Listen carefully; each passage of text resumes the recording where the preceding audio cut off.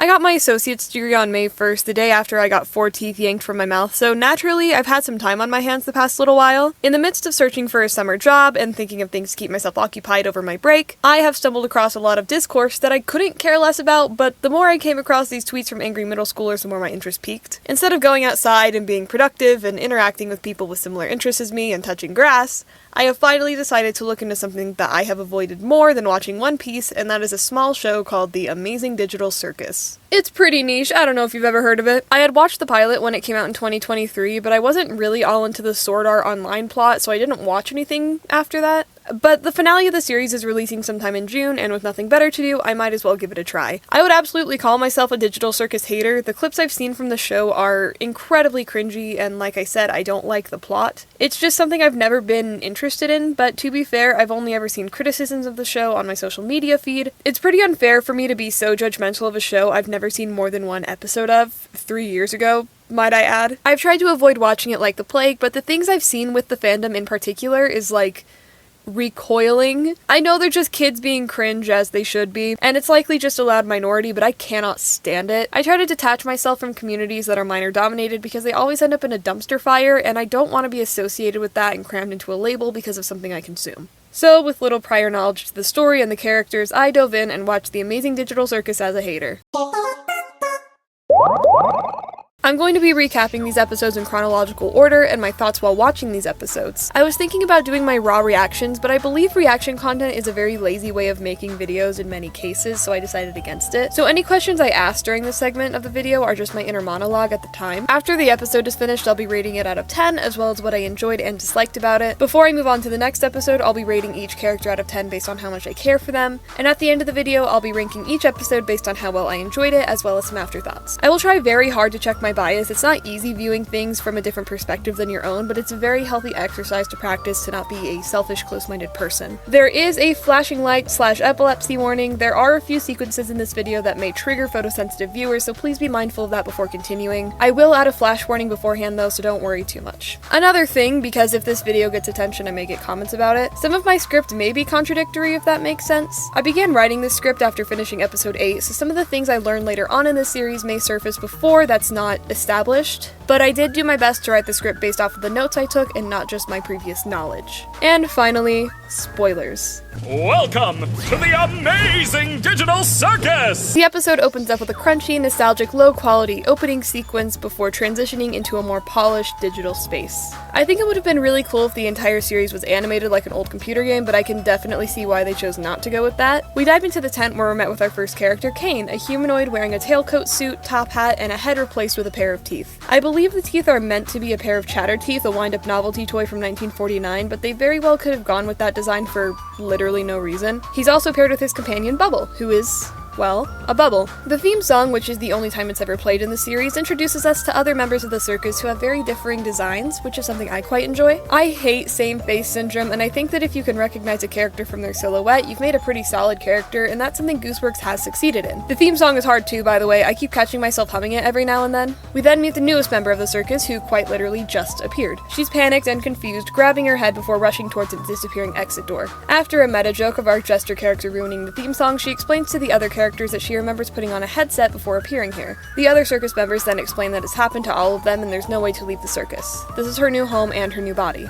As Kane is giving her a tour of the new place, he shows her a place called The Void, which I can only imagine will be greatly significant later on in the series. Before returning back to the circus tent, the jester spots an exit door just before being ushered back inside. She quickly attempts to explain to the other members that she saw an exit door before the idea immediately gets shut down and dismisses her imagination. This kind of pissed me off because, like, if you've been stuck in another world for the past 5 years and someone claims to have seen a way out, I'd very willingly hear them out, but at the same time I do understand their skepticism. It's only been 5 minutes, but I'm noticing there's a lot of, for lack of a better term, Ranboo humor, or like 2021 humor. I'm assuming the script for the episode was written around that time, so I'll give it a pass, but it's just something I wanted to note. Kane quickly changes the topic by asking for her name, to which She doesn't have an answer. She immediately panics before Kane assigns her the name Pomni, which a quick Google search will tell you that Pomni is the Russian word for remember or to keep in mind. Once that finishes, Kane decides to send them all out on an adventure, which Zubul immediately opts out of before being taken away by the Gloinks that Kane summoned for the adventure. Ragatha then suggests that they go check on their friend Kaufmo instead of searching for their other friend who was just dismembered and kidnapped, who hasn't been seen in a while. Kinger mentions the last time he saw Kaufmo, he was rambling about an exit while losing his mind. Regardless, Pomni, Ragatha, and Jax go to check on Kaufmo, while Kinger and Gangle go to find where Zubul has been taken. Something I want to mention is that I really enjoy the usage of clunky 3D animation jokes, like the characters glitching out and items no-clipping into the ground. It's small and stupid, but it's something that gets a nose exhale out of me. Once they approach Kaufmo's bedroom, they open the door to find that he has gone through something called abstraction, which Ragatha proceeds to describe as that terrible thing I mentioned when you reach your breaking point, which I believe is implied to be death, like the person actively dies when they abstract. Also, this scene where Pomni is all like, "Oh, look at my hand,"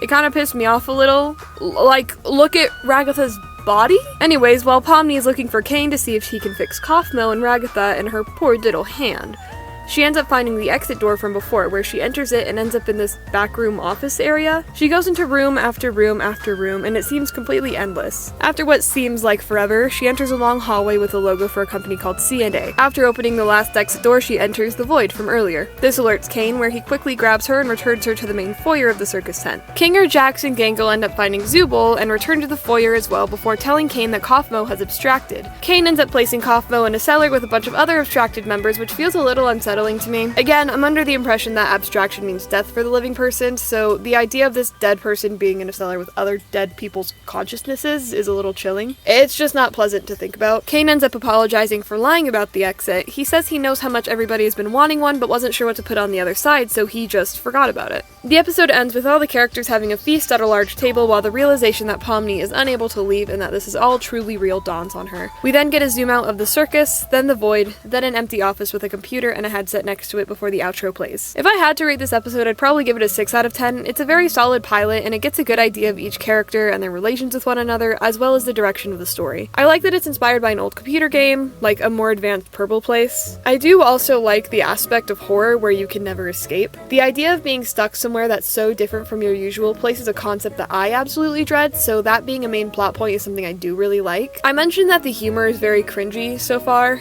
Again, I know the script was probably written around the time that this humor was most people's humor, and I'm also watching this in the Big 26, so I can't be too harsh about it. But other than that, I don't have too many criticisms. Again, the plot is just something I'm not into. I hate Sword Art Online, but I don't think the plot is something I can claim as criticism. It's just my personal opinion. No one is forcing me to watch this. I'm just a masochistic freak with nothing else to do. I'm also just not too big on, I think it's called mascot horror. It's like Poppy's Playtime and Dandy's World. It's disguised as like a cute, fun, silly piece of media, and it's actually, oh, Poppy Playtime is evil, and he's making sad dog day. I don't really like that kind of horror. It's so predictable and overdone, and from what I know about the show, it leans into that. At the moment, here's my character ranking. Pomni gets a 5 out of 10. She's nothing special right now. Ragatha gets a 7 out of 10. She's my favorite main character at the moment. Kinger gets a 4 out of 10. He's silly and goofy, but I'm not too big on characters that are made solely for comic relief. Jax gets a 1 out of 10. I hate him. Zubul gets a 2 out of 10 as well. They're really nothing special, and I don't care for their whole pessimistic and whatever attitude. They also made me cringe with this. If anyone needs me, then f***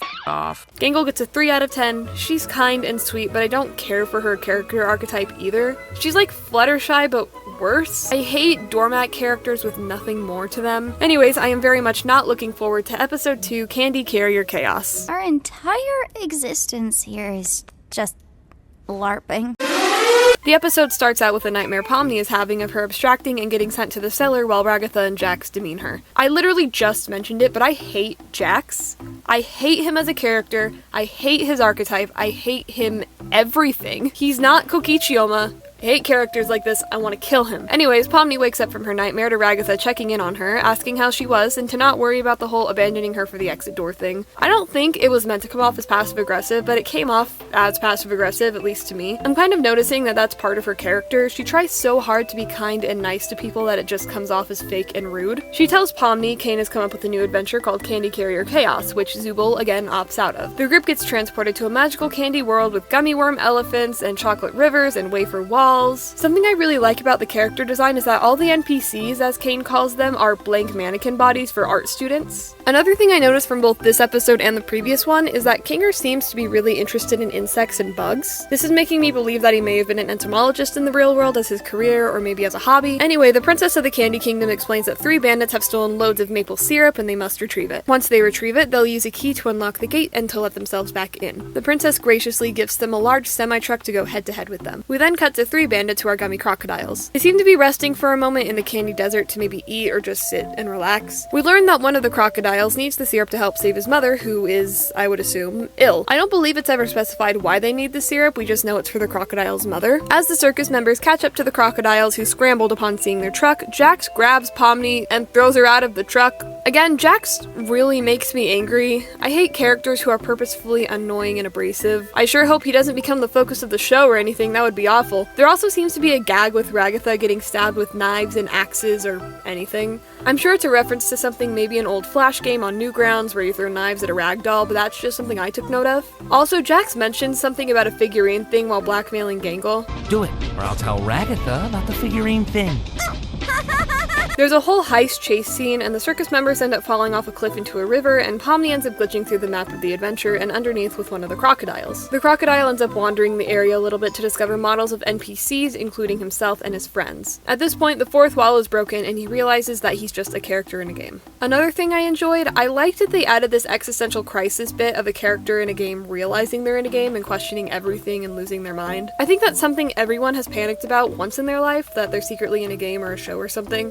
Pomni ends up running into the crocodile, and he obviously has a bunch of questions that Pomni reluctantly answers. She informs him that this is all a simulation and he's an NPC, which causes him to very reasonably panic. I think this is a very well executed scene, and I was a huge fan of the lighting and the colors especially. Moving back to the surface, the circus members meet a river monster called the Fudge, and he explains he used to live within the kingdom walls before he was banished for eating too many of the Candy Kingdom residents. Jax then takes the lead of the conversation by offering a deal with the Fudge monster. He'll let the monster back inside of the kingdom if he helps him take down the crocodile bandits before they have a perfectly timed crash into the river as well. We cut back to Pomni and the crocodile, and he's still having a crisis. Pomni and him have a nice heart-to-heart, and she eventually comforts him through listening and empathy, then learning that his name is Gummigoo. Using the power of no-clipping, Pomni and Gummigoo glitch out of the bottom of the map and safely return to the surface. Going back to the circus members, Kinger and Ragatha also have a little heart-to-heart. I'm not sure if this is important or just a bit of the stupid character giving words of wisdom in dire times, but I think it's the latter. I forgot to mention that Pomni offers to have Gummigoo live with them at the circus since his entire world was a ginormous lie. So they return the maple syrup to the kingdom, and happily ever after for them, but Purple Rabbit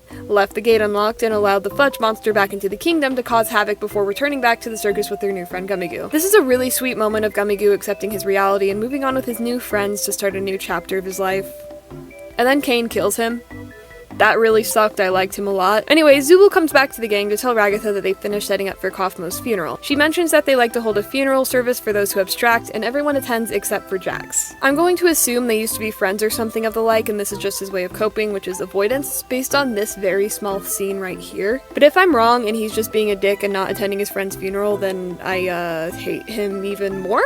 This episode ends in a really bittersweet way of a silent montage of the character speaking about Kaufmo and sharing memories before the outro plays. I was honestly not the biggest fan of this episode. It was pretty boring to me, so if I had to rate it, I'd give it a 6 out of 10. It's on the same wavelength as the pilot. It's a good episode to help set the mood and give us some character exploration, but nothing more. I really liked Gummigoo in this episode, and I think he's my favorite side character at the moment besides Bubble. I was also a fan of the psychological horror stuff they added, if that's what that even qualifies as. Other than that, there isn't a lot I really like about the episode, but there isn't anything I dislike either. The only thing I really disliked was Jax and the humor, I suppose. There wasn't too much of it other than comedic timing, I don't think. As for my character rankings, Pomni is at a 5 out of 10. She's still nothing interesting. Ragatha is at a 7 out of 10. Kinger is at a 5 out of 10. Jax is at a 1 out of 10. I hate him. Zubul is at a 3 out of 10. The ending made me warm up to them a little more, I suppose. It shows that they have a heart and care about everyone, but doesn't really show it all that well. Gangle is at a 3 out of 10. But with that, we move on to episode 3, The Mystery of Mildenhall Manor. What? We begin with a shot of all the characters in the lounge area and Pomni holding her breath. Jax mentions that something different happens to each person when they hold their breath, which is such a strange quirk to implement. Anyways, when Kinger holds his breath, he starts glowing, Ragatha's hair sticks up, Gangle's mask starts spinning, and Zubal's limbs straighten out. We don't know what happens with Jax because he hasn't shown anyone yet. Kane then interrupts the group to announce today's adventure, The Mystery of Mildenhall Manor. As Kane is explaining the lore of the adventure, he then states that he made this adventure just for Zubal so that they would hopefully begin participating in his adventures.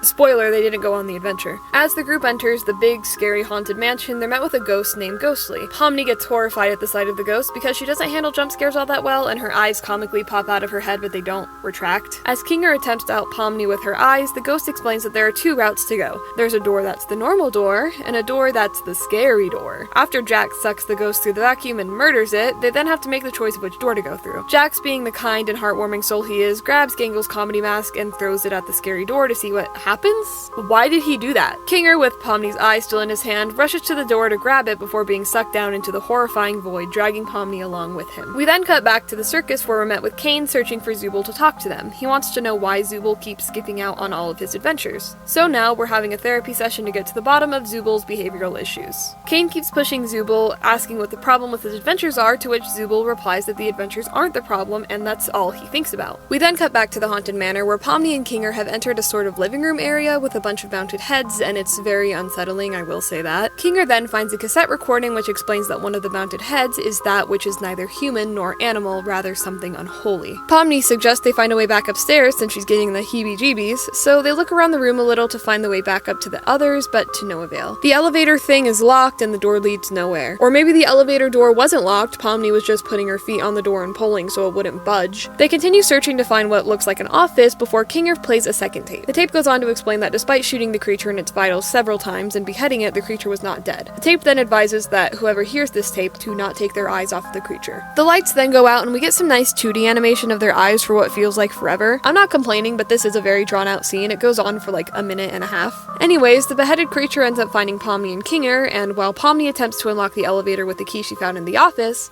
Kinger gets, like, hypnotized by the creature and nearly gets eaten. I do want to say that the creature is actually incredibly scary. It has a disfigured human design, and I really like it.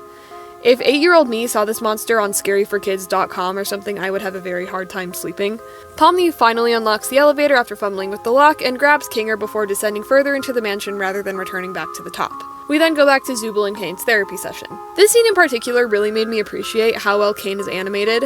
I can't imagine that using his teeth to animate both his eyebrows and lip syncing is easy. Eventually, Zubal finally reminds Kane of why they're so upset, and they begin to explain that they hate their body and are actively experiencing body dysmorphia. They hate the removable pieces and everything about their body, which is very fair. If I were in Zubal's body, I would probably be in an agonizing amount of pain every day. Zubal looks like they are actively in pain. Kane then says, "Oh, well, I already gave you a solution to that. I gave you a huge box of body parts for you to mix and match with." Which seems so impractical. Zubal straight up says that they hate the removable pieces, and Kane's solution to this is to give them a box of removable pieces. So based on this, Zubal seems to not like being able to stick to one thing and hates the idea of choice. That's something I can absolutely relate to. I'm not a person that enjoys taking the lead or making choices for myself or other people. I often need to ask people for other opinions or their input before making a set decision, so it was really nice to see this side of Zubal instead of the graciously annoying side that I hate. Immediately, Kane shifts back to his self-centered yapping and begins talking about his adventures again. Zubal ends up telling Kane exactly how everyone feels about his adventures, and that is, nobody likes them. Ragatha's just too nice to say anything. Jax just likes to f*** with everybody. Gangle's too shy to speak up. Kinger's insane. And Pomni, she looks traumatized every time she comes back from one. Kane explains that this is his only purpose, and if he's not good at his only purpose, then what's he here for? He then has, like, a mental break for a moment and the stabilization of the circus shifts. I did some research, and one of the first programmable computers was called ENIAC, which is Kane spelled backwards. This is leading me to believe that Kane is a highly advanced AI designed specifically for the circus. Anyways, getting back to the manor, Kinger and Pomni end up in the cellar of the manor. In it lies a dead body with a shotgun, not to be mistaken for an angel with a shotgun. Kinger plays the third tape, which tells us that the man has been driven to a paranoid mindset and insanity because of this creature, which led to him shooting his wife. At this point, Kinger is acting like competent and normal, which is nice. I'm glad it's not just Pomni taking this seriously. There's also this funny bit that made me laugh. Please don't come alive. Okay, I won't. They end up grabbing a loaded shotgun, which has 2 bullets in it to defend themselves against the creature. So Kinger knows how to work a shotgun, that's pretty cool. Kinger successfully shoots and kills the creature before the cassette recording begins to play again. Mr. Mildenhall then explains that the creature he had just shot was actually one of God's angels. Anyone who causes harm to an angel will be dragged into the pits of hell, and that is exactly what happens. While the rest of the circus members are busy having tea with ghosts and meeting friendly ones, Pomni and Kinger are in this purgatory state. The cassette mentions that he needs a living host, and supposedly Kinger and Pomni are those hosts. He said that any breath they take down there will be their last. So Pomni steps into the hallway, which is foggy and dusty, before quickly getting possessed.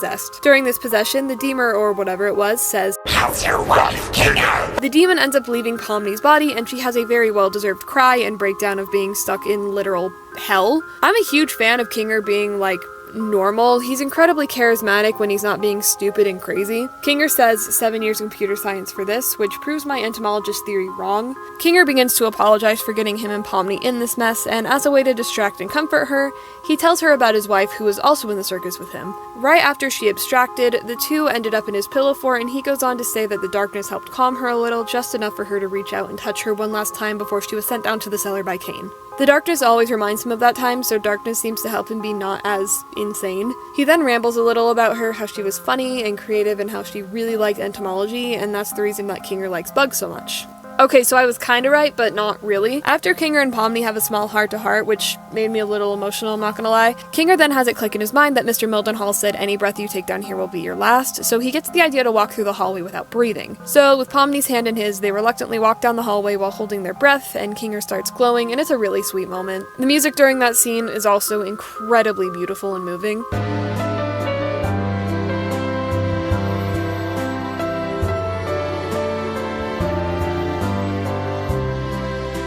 The two finally make their way back to the others, where Kinger's normalcy begins to fade, and he returns back to his quirky and crazy self. They return back to the circus, and Pomni watches as Kinger retreats back into the pillow fort with a sweet smile before the outro plays. This was absolutely the best episode so far. It really made me open up about Kinger a little, and the plot of the adventure was actually a bit intriguing to me. The animation also spiked in quality compared to the last 2 episodes, which is always fantastic to see. I'd rate this episode an 8 out of 10. The side plot of Zubal's body dysmorphia, the main story, the animation, everything about this episode was fantastic. There wasn't anything about this episode I particularly disliked. I'm sure there were definitely flaws within the episode, but I'm not doing a deep dive, I'm just watching it while taking notes. As for my character rankings, Pomni is at a 5 out of 10. She's still pretty boring, which is to be expected. She's such a bland character that she almost feels like a self-insert in a way. I have a feeling my thoughts about Pomni will plateau and stay consistent. Ragatha is at a 7 out of 10. We didn't see too much of her this episode, so it was pretty hard for my opinion to improve, or vice versa. Kinger is at a 7 out of 10. I'm really glad my previous assumptions about him were wrong. He's funny and seems to have an important role in the circus, so he's been bumped up.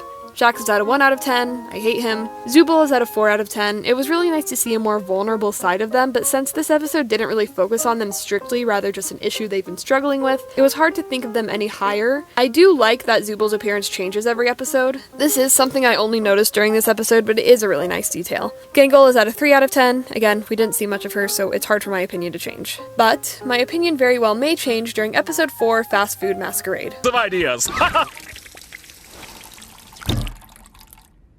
That was weird. The episode starts out with Ragatha teaching Gangle how to do an underthrow or something. So Gangle throws the ball, and Jax hits it and breaks her comedy mask. Jax said it was an accident that time, and he and Ragatha begin to argue. During this, Zubul invites Gangle to come into their room because they found something they might like. Zubul digs through their box of parts and pulls out a mask made of plastic for Gangle and insists she tries it on. So she does, to which she says it feels normal and that she likes it. Immediately, I like this mask on Gangle compared to the mask she typically wears. I couldn't put my finger on it, but I think it's just because she looks better with pupils. I also really like the star and swirly thing on her cheeks. It gives her a bit more color, and the yellow really complements the red and pink. Cain then calls the crew to talk about his newest adventure, The Curse of the Violent Psychopath Butcher, which Pomni immediately asks to do something else and to chill with the horror. Which, like, yeah, she's had a rough couple of adventures. Doing something laid back and relaxing would probably do her some good. Zubul then tells Cain to check the suggestion box for a different adventure. So Cain digs through the suggestion box and names off a few adventures before landing on the one where they all work at a fast food restaurant. So the adventure changes to an honest hard day's work at Spudsy's restaurant chain, with Gangle being assigned shift manager. Zubul attempts to opt out of the adventure again before Kinger suggests sitting out instead of Zubul, which is very deserved and fair because Kinger was in literal hell last episode. I think Zubul could handle working a McDonald's shift. So to Spudsy's they go, and Jax is immediately being a bitch. I hate Jax. But you know who I hate more than Jax? A narc. Gangle just narcs on Jax to Kane, and then she has the audacity to say this. It's called a manic episode, and you're getting 3 more seasons. Anyway. The circus crew begins their breakfast shift at Spudsy's, and it goes down how any normal fast food restaurant shift goes. An NPC shows up to the counter and orders the stupid burger, and makes sure to emphasize that they really want the stupid sauce on the stupid burger because they forgot it. So Ragatha, who's on assembly duty, preps the stupid burger and squirts some of that sauce in her eye, which makes her, hallucinate a horrifying Gangle before geeking out. Pomni, who's on the register, ends up meeting Gummy Goo again. I got really excited. I love Gummy Goo. This does cause Pomni to kind of freak out a little, reasonably so, and she gets a little creepy with him, following him around. This seems justifiable to us, but in Gummy Goo's eyes, this is just a complete stranger who knows his name and is following him around and being weird. Then it's lunchtime, hooray! When I worked in fast food, I always dreaded lunch rush. It was always so much worse than dinner rush. The place I worked at was right across the street from a high school, so it'd get very busy during lunch and in the early afternoon, as well as after concerts or sporting events. So not much really happens throughout the episode that's notable. It's a very silly and lighthearted episode of the crew working at a fast food place, but Gangle is constantly disrespected as their manager. My coworker, who was also my friend, got promoted to manager, and because of this, she was constantly belittled and not really listened to, and it really bugged her. Gangle ends up kind of having enough of Jax and sends him to the back for more training, which the training video is very, it says a lot about her character, it's very projecting. I'm assuming Gangle worked in fast food as a manager during college and was pursuing art as a career before needing to drop it and focus on her job as a manager. It's also safe to assume her parents didn't encourage this art path and wanted to do something else, which is why she mentions having dreams is cool, but they're totally unrealistic. Again, not a lot happens during this episode, but during dinner, Gangle takes a step outside to take off the happy mask she's been wearing to reveal a very tired and exhausting face. So the whole mask thing with Gangle is really interesting to me. I wonder if maybe Gangle is autistic and the whole thing with her mask is her quite literally masking, which is a very tiring and real thing that autistic people have to do to not be ostracized by society. If not autism, then I was thinking some sort of mood disorder like bipolar or borderline, but I haven't really seen much to back up this claim, more so just the two masks being happy and sad and those reflecting how she acts. Anyways, Ragatha, Zubul, and Pomni close up the kitchen before Pomni offers to close up the store for the night, seeing Gangle really needs the time off. After clocking out, Gangle throws the happy mask away and runs out onto the sidewalk. The visuals are fantastic and it really is a wonderful scene, but she ends up getting hit by a truck at the end of it.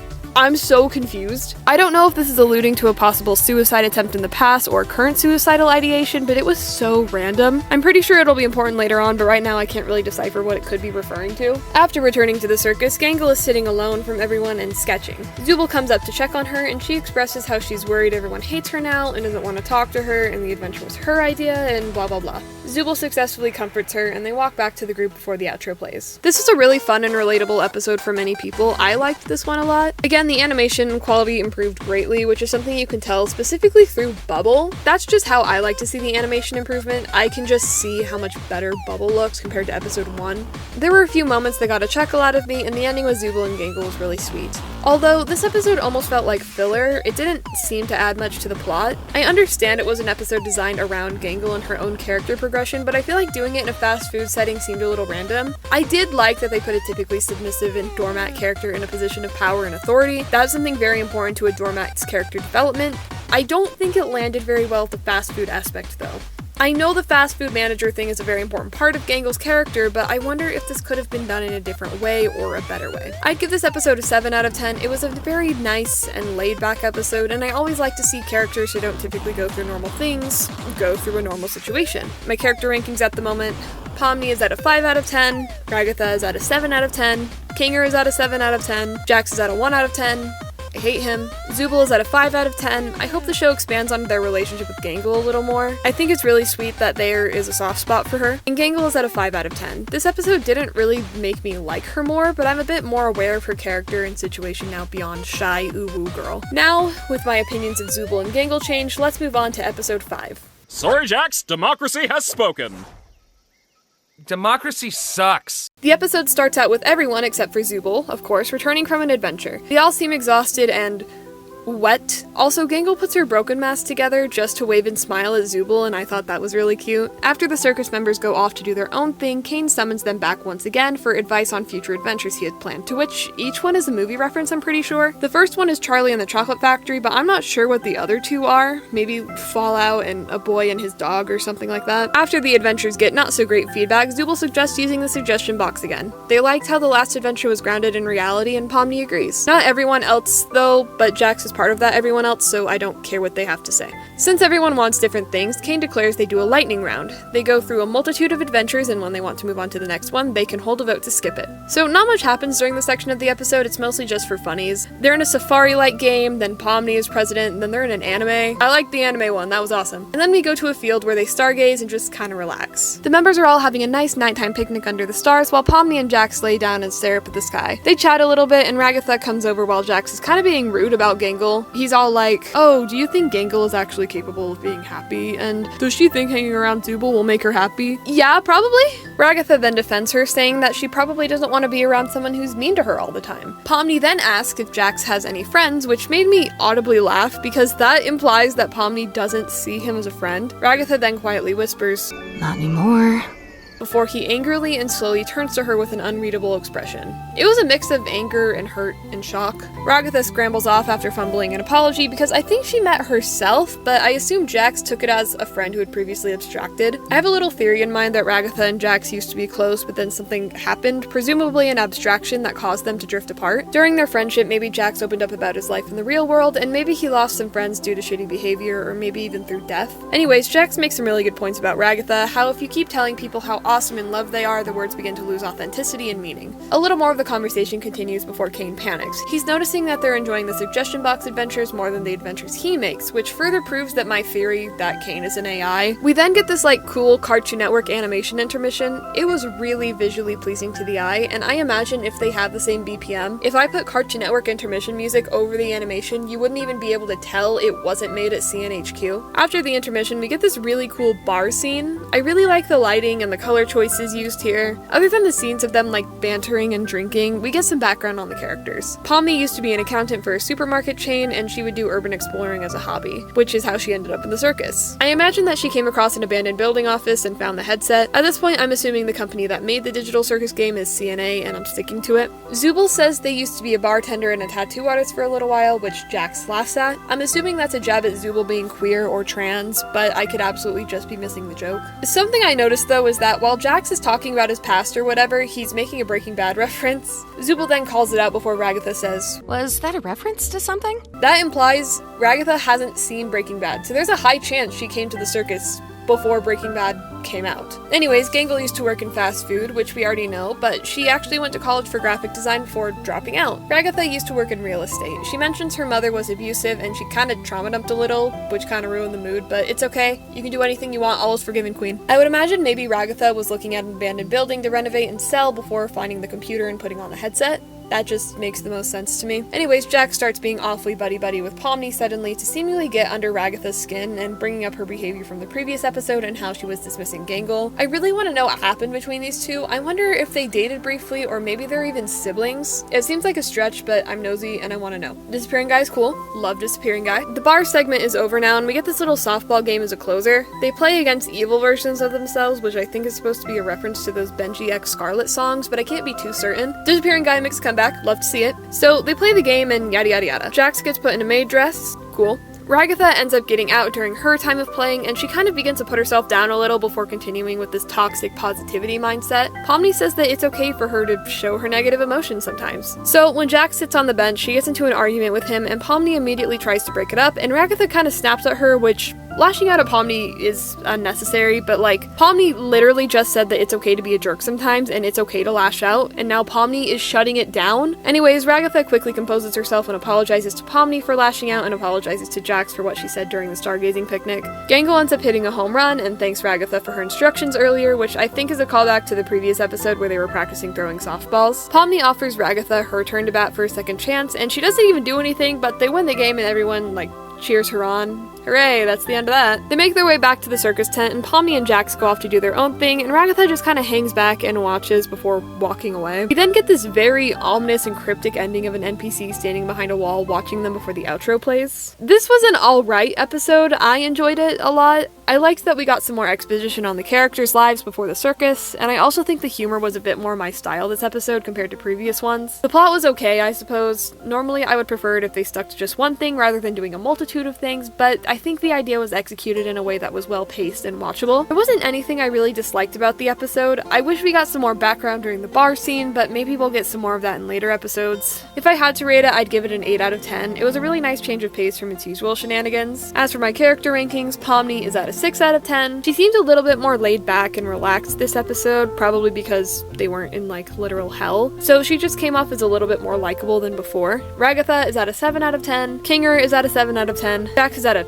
2 out of 10. He wasn't unbearable this episode compared to previous ones, but I still hate him. Zubul is at a 5 out of 10, and Gangle is at a 5 out of 10. The episodes are getting a little longer at this point, so my summaries will be a bit vague except for the important or funny bits. So now that we've gotten that out of the way, let's move on to episode 6, They All Get Guns. Here's guns and have fun? I didn't say have fun. It's just a little aimless. Use the sights. This episode is brought to us by the Favorite Character Awards. We begin with a scene of Jax and Pomni talking to Zubul, who's hiding from Kane since they overheard him talking about an in-house adventure. I know I shit on Jax, but I do like this little budding relationship he has with Pomni. Anyways, after Jax narks on where Zubul is, Kane explains that today's adventure isn't quite an adventure, but rather a little Olympics game thing he's holding for the Character Awards. After some disagreeing, because who the hell would want to team up with Jax for anything ever, Kane instead decides to do some trust exercises between the cast. Also, I really hate the situationship thing going on between Pomni and Ragatha. I hate how awkward it is now, and it was perfectly fine before. I know it's important to the plot and Ragatha's character, but it still upsets me because Ragatha was like kind of the first person to be a genuine friend to Pomni. Kane comes up with this whole idea where you go into an empty room with a loaded gun and hand it to a different person, and they need to trust that the gun isn't fully loaded. This would probably be a legal social experiment in like 1950 or something, and I would absolutely conduct it if I were an evil scientist. Anyways, Jax is handed the gun and just shoots Ragatha, so now they're playing Fortnite duos. Everyone pairs up and Pomni offers to be on Ragatha's team, but she doesn't want Kinger and Jax to be paired together, so she declines before like flip-flopping. She's incredibly hesitant for Pomni to be with Jax before spewing some like 988 shit. Right after the game begins and everyone scatters, Kane looks at some Polaroids of an office, the same office that was behind the exit doors in the first episode. Kinger and Ragatha end up finding a pistol in the hallway while Ragatha is complaining about her missing heart when Jax had shot her earlier. Kinger just conjures up a butterfly and it can restore health, and he says he made it up?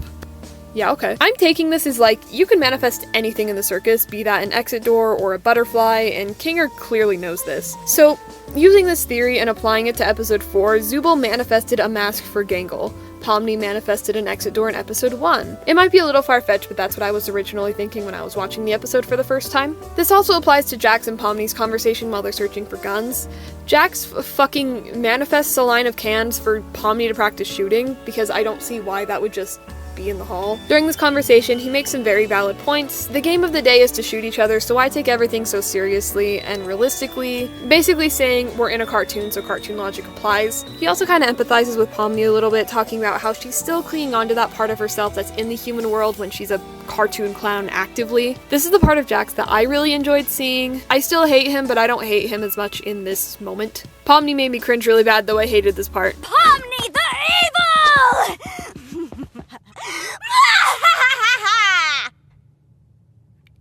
It's kinda cringe. Anyways, their gun-filled hijinks ensue and we get some silly moments and banters. While Jax is pursuing Ragatha, having her lose 2 lives in the process, she quickly shouts how she knows what Jax is doing by trying to corrupt Pomni. He ignores this sentiment and Ragatha sticks her finger in the barrel of the gun and it does that Looney Tunes thing. This made Jax really mad and he shoots Ragatha in the face like 6 times, causing her to go in the loser corner, which has a really nice ambiance and a little fish tank to watch. I don't know what nerve Ragatha could have possibly struck, but she definitely hit one. Gangle and Zubul have a nice moment too. Gangle is upset that she rejected Jax's team offer and is worried that she may have upset him by that. She expresses that she has a hard time accepting herself for the part that nobody likes. I think it's more so talking about her personal issues rather than the mask thing, so I think my assumption of autism was wrong, and it may be closer to something like bipolar instead. It is a really sweet and cute moment between the two though.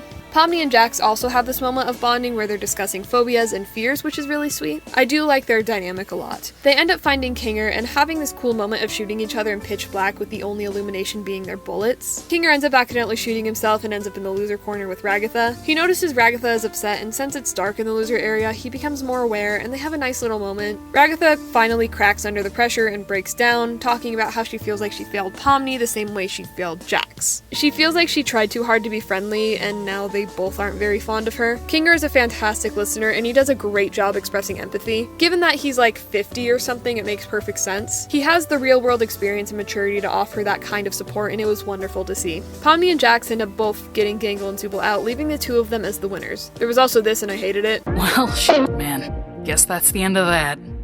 See you on the flip side.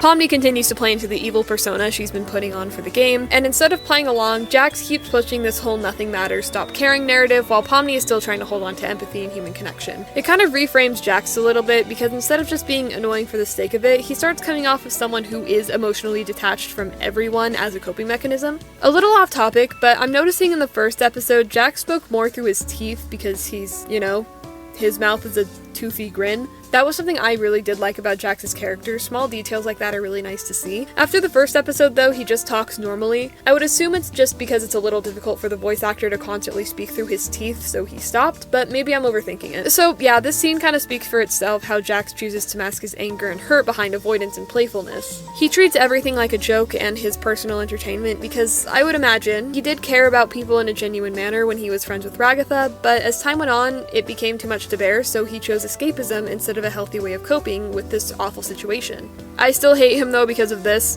You are my playthings, and I get joy out of making you suffer.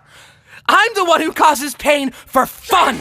After the argument ends, we cut to the award ceremony that Kane was talking about earlier, but we immediately go to Jax, who ran off to the bathroom to have what looks like an anxiety attack.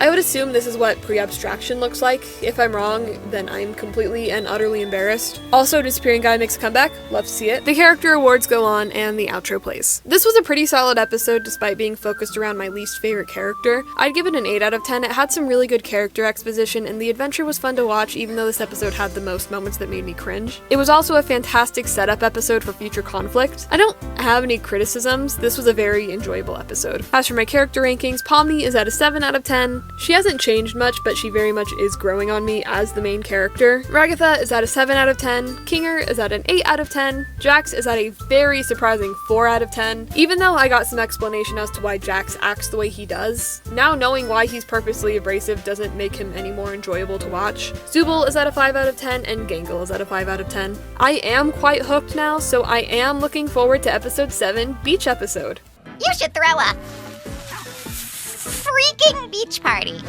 Good boy. The episode begins with Pomni, Ragatha, and Gangle asking Zubul if they've seen Kane, since nobody has seen him yet today. After Kane appears, he explains that he doesn't have an adventure planned for today, so the members are good to do whatever they'd like. So with Kane's very valued input, they decide to throw a beach party at the lake. Also, there's this joke regarding the Chinese room.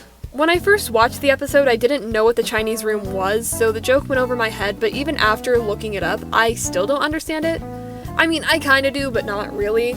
Kinger got the joke though, because he studied computer science, so that was cool. Anyways, they have a nice little segment at the beach of lounging around and playing ball and swimming. Also, Jax and Zubul bicker a little bit, and after Jax takes a jab at their body dysmorphia, they just explain that they've come to terms with it off screen. That's cool, I didn't know something like that could be solved so easily. Jax leaves the beach and goes back to his room, where we finally get a glimpse of his personal space. His room is like a little girl's room with pink and flowers and rainbows. It's funny but fitting, cause he's a purple bunny with pink overalls. The room absolutely fits his physical appearance. There are photographs of him with Kaufmo and another character named Ribbit, which confirms that Jax actually did have close relationships with people before everything went downhill. During this part of the episode, the video quality itself tanks, and I did think that my connection was really bad, but I thought that was a really cool detail to add. Jax reaches out to a triangular void with a green hand reaching out to him before we quickly transition into this trippy fractal space. He's also naked. This scene goes on for a very long time, like 3 minutes. Anyways, his doorbell rings, which snaps him out of the trance, and based off his eyes, he was actively abstracting. We were so close to the best day ever. Anyways, his doorbell rings, which snaps him out of the trance, and Pomni, Ragatha, and a mannequin NPC are at his door. The NPC is claiming that he's actually a human that slipped past Kane and knows a way out of the circus. Jax is skeptical of this, but everyone except for Kinger meets in the Chinese room to discuss the plan on how to escape. During this, we learn that the name of the NPC is Abel. Haha, like Cain and Abel from the Bible. Haha, do you guys get it? He explains that he used to be a developer for the circus, but once he began asking too many questions, he got hooked up to the headset and stasis pods and was sent to the circus. We also get confirmation that Cain is an AI. Who saw that coming? So, through some epic heist skills and vor jokes, everyone gets access to Cain's office while he's preoccupied doing something, I don't know. I think it's important to note that while Jax was getting the office key from Cain, he was looking at these office photos again and talking about them, saying how he wants to recreate it, but he can't since he doesn't have enough information on the place other than images. Anyways, Abel is reluctant to let Kinger know about what's going on because he says he isn't ready to face him. He says they've both done things that they aren't proud of, but despite this, Gangle and Zubul inform him of what's going on, while Pomni, Ragatha, and Abel get administrator passes. Once they get the passes, Kinger realizes something in his pillow fort. He attempts to warn Pomni about something before leaving the fort and therefore leaving the darkness, so he forgets what he was going to say. Also, Jax is like really hesitant to leave the circus.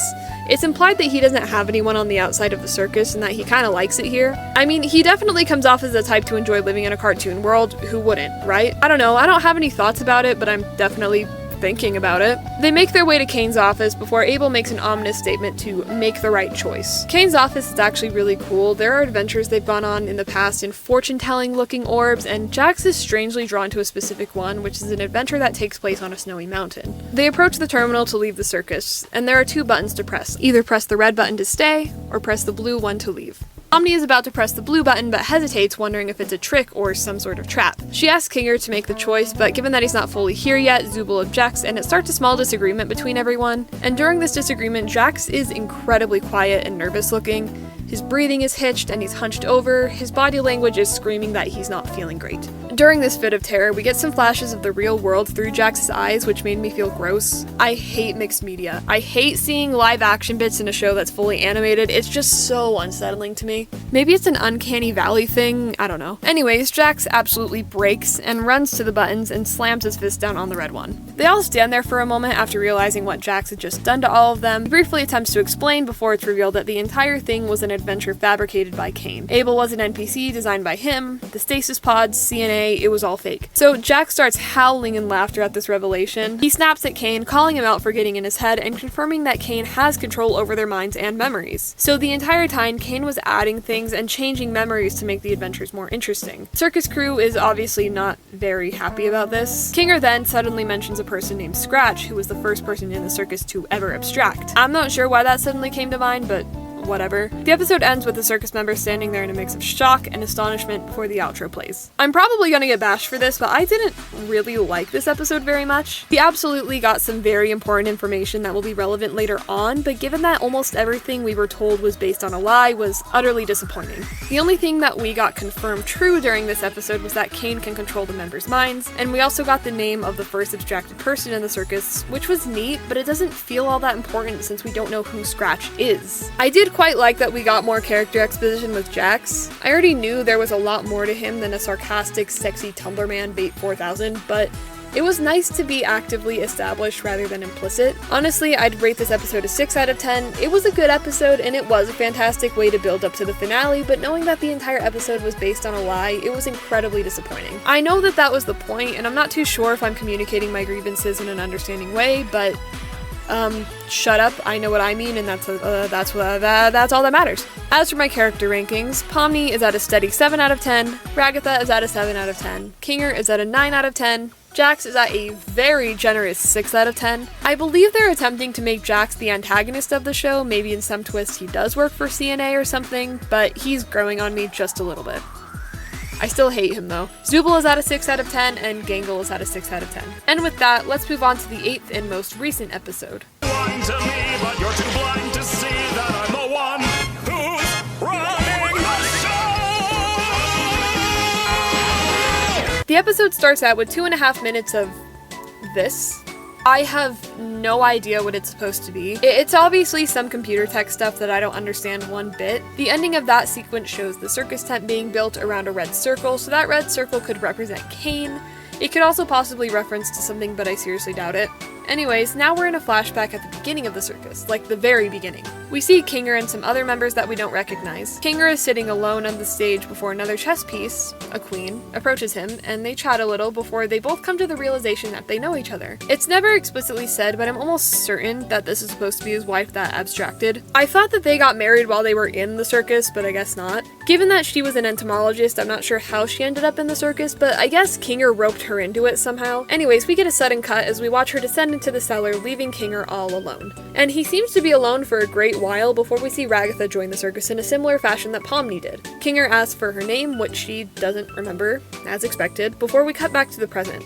There are some things I want to note before continuing. While Kinger is talking with his wife, whose name is Queenie, he says that they've never designed anything like this during programming, so I would imagine maybe Kane's creativeness got out of hand, showing how truly advanced he is as an AI. Also, when Ragatha appears, she says, "guys," so she wasn't alone when she entered the circus. So I think that would mean my theory about her scouting out an abandoned CNA building to sell was incorrect. I'm not sure who she could be referring to though. And finally, when Kane appears to meet Ragatha, he says, "So it is possible," and I was hoping new minds could enter the circus. I don't have much feedback on that, but I would imagine it's significant to keep in mind for later. Anyways, jumping back to the present, everyone is sitting in the lounge area before Jax begins to say "I told you so," which immediately stirs up an argument between him and Zubul before Gangle agrees with Jax. During the argument, Jax was making good points, saying that they could hypothesize all day about what could have happened, but since it was all a lie, it doesn't matter. So arguing about it is pointless. Pomni then says it's probably the best idea to leave the idea of escaping the circus behind. They got their hopes up and they were disappointed and shut down because of it.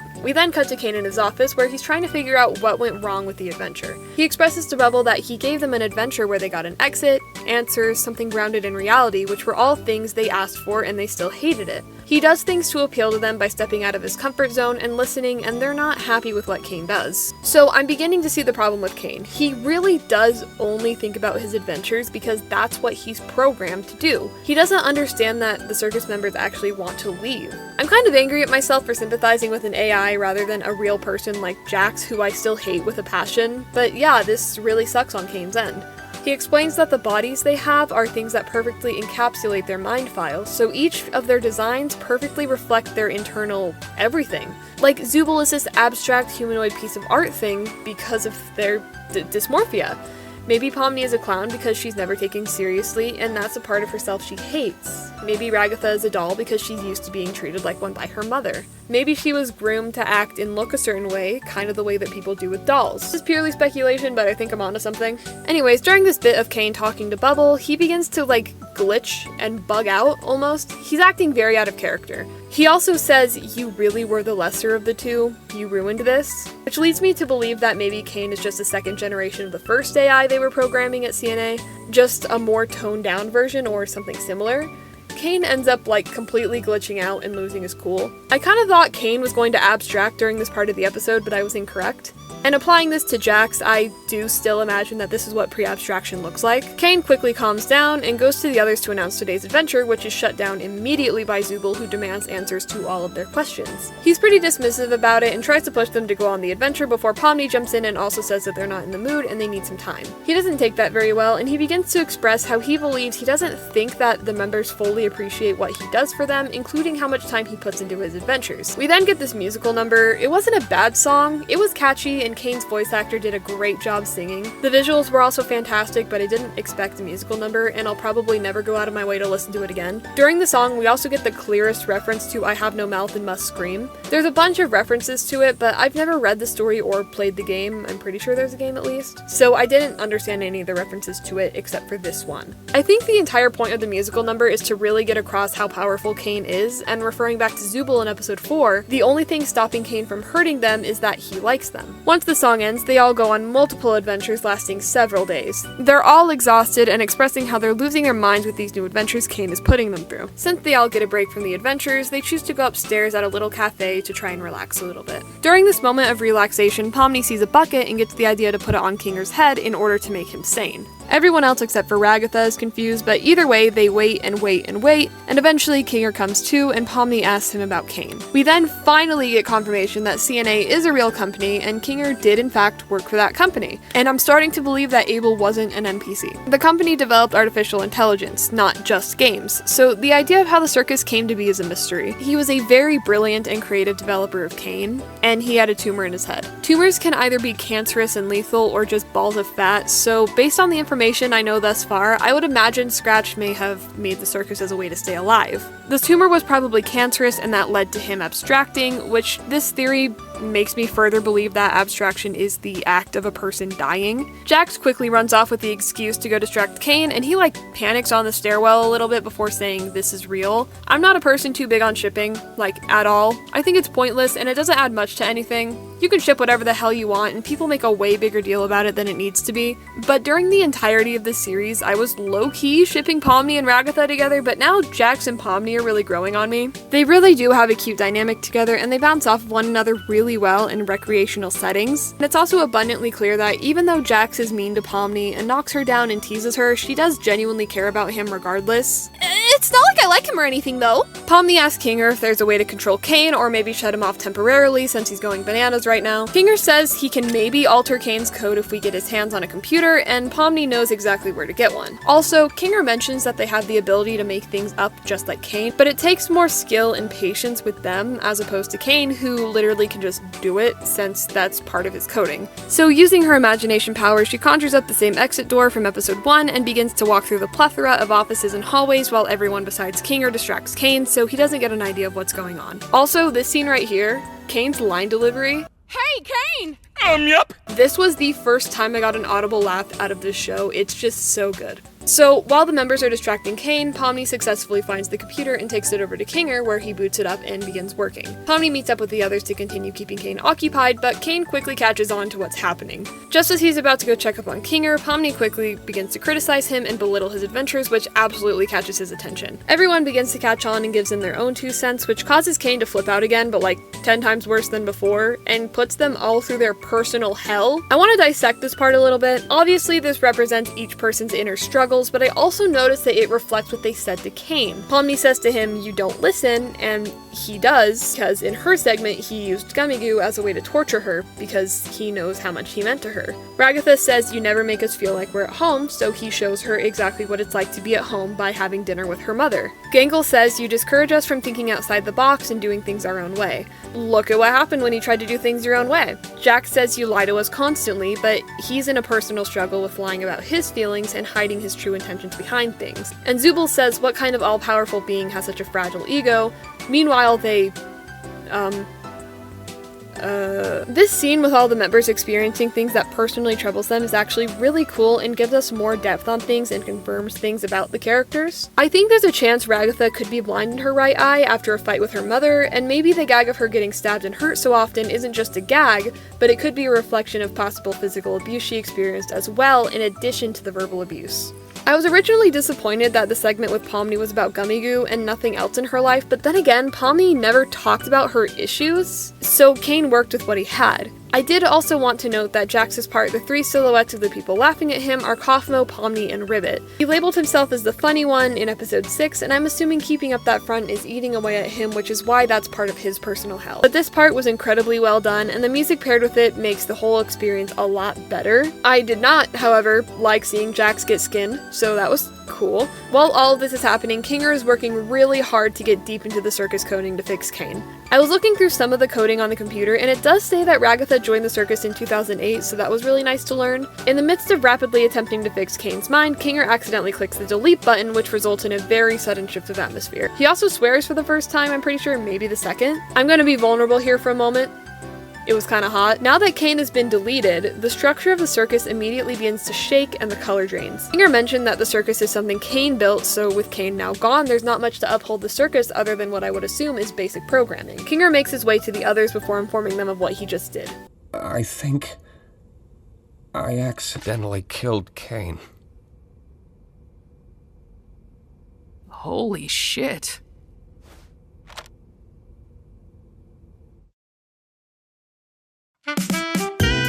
So that's the end of the Amazing Digital Circus so far. This was a great episode. I'd give it a 9 out of 10. I really liked seeing Kane snap. It was cringe when he did the whole I am God thing, bro is not Sonic.exe. I do like that Kinger also had a very significant part to play in this episode. My only critiques with this episode is that it felt very fast-paced. Don't get me wrong, the other episodes are a little fast-paced as well, but I feel like this episode could have been a lot longer, especially with the cruciality of this episode being built up for the finale, which is coming out in like a month. I'm also not too big on how they wrote Kane in this episode. It was less of an AI hurting people because it doesn't understand humans and more of an unredeemable god complex villain. So here are my final character rankings. Pomni is at a 7 out of 10. Ragatha is at an 8 out of 10. The personal hell she went through really made me like the button eye just a little bit more, and it's also the one that I can personally relate to the most, and the one that I found the most visually pleasing and horrifying. Kinger is at a 9 out of 10, Jax is at a 6 out of 10, Zooble is at a 6 out of 10, and Gangle is at a 6 out of 10. I do really wish that we got more exposition with Zooble and Gangle. I feel like my opinions of them would be far better and more complex if we did. So as promised, I'll rank each episode before getting into my final thoughts. But before I do that, what I rated them out of 10 earlier does not affect where they should be in this final rating, okay?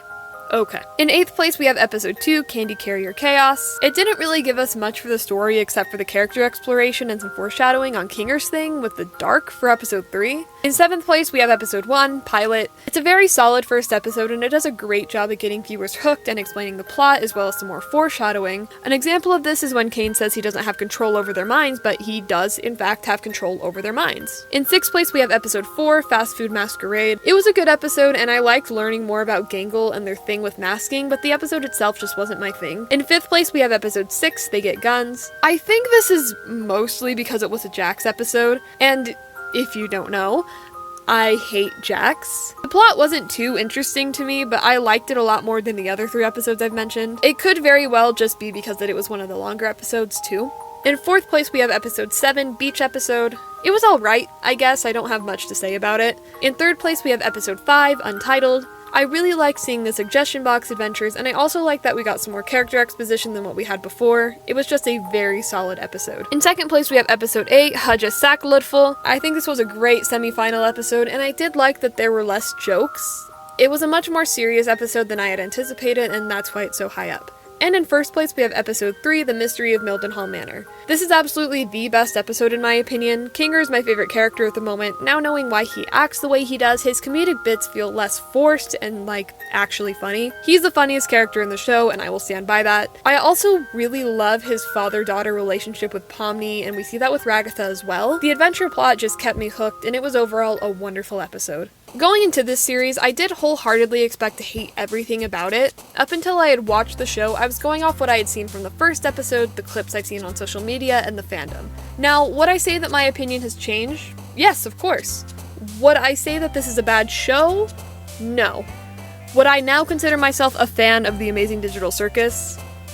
Absolutely not. I expected every single character to be poorly written, one-dimensional, and stuck within their archetypes, the jokes to be incredibly unfunny, and a lot more moments that would make me cringe. Most of these assumptions were far out of the field. I liked that some of the characters were deeply explored, and a lot of the jokes relied on comedic timing, but there were some parts that did make me smile or laugh. The plot was still pretty boring to me. Again, I don't like the idea of being stuck in a game world, but in this case, it was really only the first episode and the last one that fully focuses on it. Everything else was character development, exploration, or fun, goofy adventures. The fandom surrounding the show is something I mentioned because I genuinely think the fandom damaged my perception of the actual series for a very long time. Before watching this, almost every interaction I had with the Amazing Digital Circus came from either content farms, weird shipping discourse, unfunny TikTok clips, or middle schoolers making big deals over the smallest things. So in my mind, I associated the show with being loud, obnoxious, and unfunny. And to be fair, some parts of the fandom absolutely are like that. Every form of media eventually develops a fan base that just makes you embarrassed to admit you even watched it. That's just kind of the natural life cycle of internet media. Take Hazbin Hotel, for example. I wasn't ever ashamed to admit that I liked it when it was just the pilot, but as I got older and saw the fandom of the show develop when season 1 came out, I refuse to say I even watched the pilot. That's a story for another time though. But after actually watching the show myself and judging it based on secondhand fandom content, I realized that the actual series is way more sincere and dare I say, emotionally intelligent than people give it credit for. A lot of the clips that blew up online are usually the most marketable or the most annoying moments taken out of context. Meanwhile, the actual show spends a lot of time focusing on loneliness, identity, grief, escapism, and people losing themselves in an environment they can't escape from. I still absolutely understand why people get turned away by the fandom because, trust me, I get it. But I also think it's unfair to dismiss an entire series because of the loudest parts of its audience, especially when that large portion of audience is literally just kids. Cringe culture is so lame, and if middle schoolers making weird edits and arguing about ships is the worst thing to happen in a fandom, then nothing has changed since 2007. At the end of the day, the fandom isn't the show, and the show isn't the fandom.